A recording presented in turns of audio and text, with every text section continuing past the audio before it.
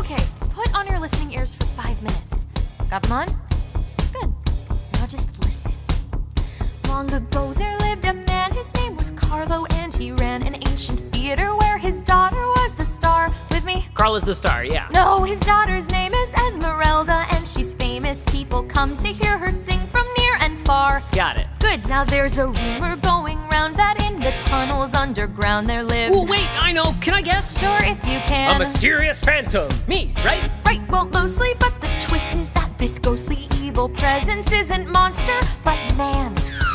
Now this man had been blessed with a gift. He possessed musical talents completely unmatched. But as you often will find in epic tales of this kind, this gift came with a curse attached. A face that was hideous and so jarring. He wore a mask to cover all the scarring and lived underground inside a hole. Wait, a hole? Why a hole? All his life he'd been tormented, teased and taunted, but now his hunters would become the haunted. The world that always made him feel unwanted would hear the toll, the sounds of a tortured soul.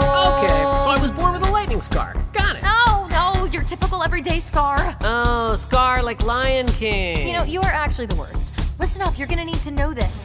One day at his piano, distant sounds of a soprano drifted towards him from the theater above. Okay, so this hole has a piano? Sweeter than a bird, in all his life he'd never heard a sound like this, and he was instantly in love.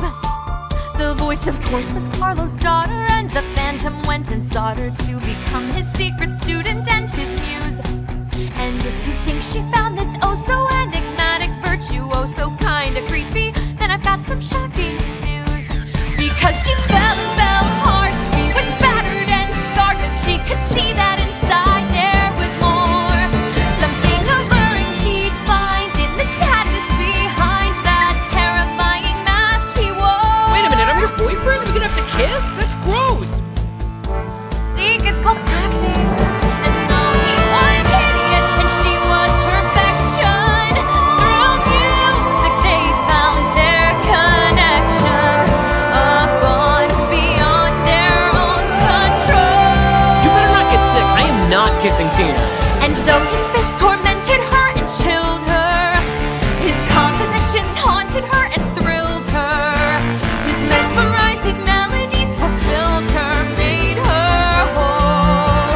The sounds of a tortured soul. She was beautiful and he was hideous. Okay, so this is Beauty and the Beast. Zeke, less talking, more listening, because here's where it gets interesting.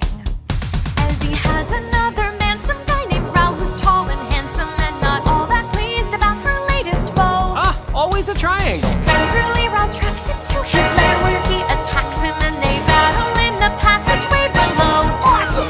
And when he took his last breath, the phantom welcomed his death. He'd rather die than live apart. When it was over and done, Raoul had killed him. He'd won, but he'd lost Esmeralda's heart. 'Cause though he was pretty, yes, and a keeper, the phantom's love was so much deeper. A loss that nothing could console. No more she'd see that face that once had chilled her. No more she'd hear that music that fulfilled her. And people say that that's the thing that killed her on the whole. She ran away and was never seen again. But get this. When they returned to find the phantom and unmask it, they never found a body for the casket. They say he had, depending who you ask it, one last goal. One last goal. To this day inside that theater or near it, if you listen very closely you can hear it. The songs of a tortured spirit's final roll. The sounds of a tortured soul. That's the basic plot anyway. So it's about a person who died at a theater and then haunts it forever? Yes. Brooke, that's just like the story Ms. Walker told. This play is just like the story of our school. That is so... Meta!